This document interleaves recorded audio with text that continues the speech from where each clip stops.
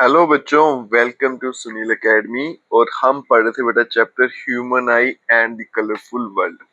कल हमने ह्यूमन आई और उसकी वर्किंग पढ़ ली थी। आज पढ़ेंगे बेटा परसिस्टेंस ऑफ विजन क्या होती है, पावर ऑफ अकोमोडेशन, उसके साथ में डिफेक्ट ऑफ विजन। तो आज के वीडियो में ये सारे के सारे टॉपिक हम क्लियर करेंगे। अगर आप वीडियो देखते हो तो लाइक जरूर करिएगा, चैनल को लाइक सब्सक्राइब शेयर कमेंट जरूर करें। स्टार्ट करते हैं आज का वीडियो। सबसे पहला है persistence of vision। persistence of vision क्या होता है? An optical illusion in which the human eye perceive the continued presence of an image after it has disappeared। अगर आपको सिंपल भाषा में बताऊं बेटा, जो भी हम चीज देखते हैं उसकी जो इमेज है हमारे रेटिना पे कितने टाइम तक रहती है, 1/16 ऑफ सेकंड। मतलब ऐसा अगर हमने किसी को देखा तो उसकी जो इमेज है हमारे दिमाग में वो इतनी देर के लिए रहती है, उसके बाद वो डिसअपियर हो जाती है। ठीक है। Image of an object seeing persist on the retina 1/16 of second. मतलब एक सेकंड के 16 हिस्से कर दो तो जो 16वां हिस्सा है उतनी देर तक वो हमें दिमाग में हमारे छपी रहती है, उसके बाद वो डिसअपियर होती है। Even after the removal of object, object आपके सामने से हट गया तब भी आपके दिमाग में वो इमेज इतने टाइम के लिए रहेगी। इसी प्रॉपर्टी को बोला जाता है परसिस्टेंस ऑफ विजन, और इसको सिनेमेटोग्राफी सिनेमाज में इस्तेमाल किया जाता है। ठीक है। वहां पे फ्रेम्स आते हैं, जैसे आप एक फ्रेम देखते हो तो इतनी देर तक वो फ्रेम आपके दिमाग में रहता है, तो इतनी देर में एक और फ्रेम आ जाता है, तो आपको वो सारी सारी फिल्म कंटिन्यूसली चलती हुई दिखती है। ठीक है। सिनेमा में इसका इस्तेमाल किया जाता है। नेक्स्ट टॉपिक है बेटा पावर ऑफ एकोमोडेशन क्या होती है। ability of the eye to observe distinctly the object situated at different distance from the eye by changing the focal length of the eye lens by the action of the ciliary muscles। कहता है हमारी जो आंखें है ना बेटा, वो दूर का ऑब्जेक्ट, दूर पड़े हैं ऑब्जेक्ट या नजदीक पड़े हैं, उनको अलग अलग पहचान सकती है। ठीक है। और वो किसकी मदद से पहचानती है बेटा, सिलियरी मसल्स की एक्शन की मदद से। हमारा जो लेंस होता है उसको किसने पकड़ा है, सिलियरी मसल्स। उसकी मदद से क्या होता है, फोकल लेंथ में चेंज आता है और हम दूर का और पास का आसानी से देख सकते हैं और अलग अलग पहचान भी सकते हैं। Minimum distance at which object can be seen distinctly is called the least distance of distinct vision. कम से कम डिस्टेंस जहां तक हम क्लियरली देख सकते हैं उसको बोलते हैं least distance of distinct vision.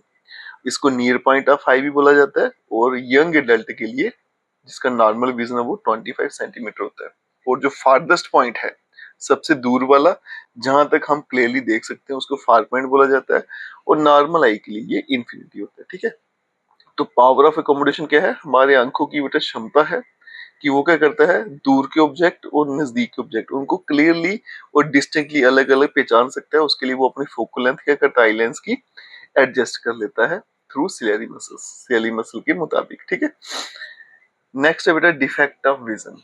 Defect of vision क्या होता है, मायोपिया और शॉर्ट साइडनेस। सबसे पहले पढ़ेंगे मायोपिया या फिर short sightedness. A person with myopia can see nearby object clearly but can't see distant object distinctly. कहते हैं जिस बंदे को मायोपिया हो गया वो नजदीक की चीजें तो आसानी से देख सकता है लेकिन दूर का उसको नहीं दिखता clearly. A person with this defect has a far point near than infinity. ऐसे हमारा जो फार पॉइंट है, मतलब हम कितनी दूर तक देख सकते हैं, वो क्या होता है, इंफिनिटी। लेकिन अब उसका फार पॉइंट इंफिनिटी नहीं है, इंफिनिटी से थोड़ा पीछे आ चुका है। मायोपिया में इमेज जो है वो कहाँ बनती है, in the front of retina. इस बात को याद रखिएगा। दो चार बातें आपको अच्छे से रट लेनी है। मायोपिया में आपको नजदीक का क्लियरली दिखेगा, दूर का नहीं दिखेगा। ठीक है।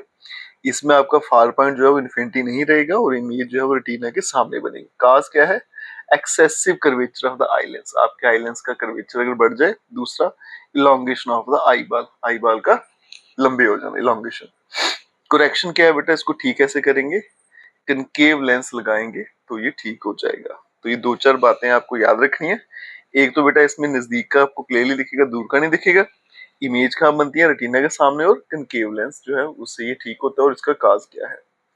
दूसरा आता है बेटा हाइपरमेट्रोपिया और फार साइडनेस। हाइपरमेट्रोपिया में क्या है, जिस बंदे को हाइपरमेट्रोपिया हो जाए वो दूर का तो अच्छे से देख सकता है क्लियरली, लेकिन नजदीक का उसको नहीं दिखता क्लियरली, उसमें उसे दिक्कत आती है। जो नियर पॉइंट होता है हमारा वो कितना होता है, 25 सेंटीमीटर, लेकिन उसका वो 25 सेंटीमीटर से दूर चला जाता है। ठीक है। इन हाइपरमेट्रोपिया जो इमेज होती है वो रेटिना के बैक साइड बनती है, याद रखिएगा। काज क्या है इसका, फोकल लेंथ है जो आई का वो लंबा हो जाता है, या फिर आई बाल जो है वो बड़ा छोटा हो जाता है। करेक्शन क्या है, इस डिफेक्ट को हम ठीक कर सकते हैं using convex lens of suitable power. तो इसको ठीक करने के लिए कौन सा लेंस यूज करें बेटा, कन्वेक्स लेंस। बराबर है यहाँ तक। नेक्स्ट देखिए क्या बेटा, प्रेस बायोपिया।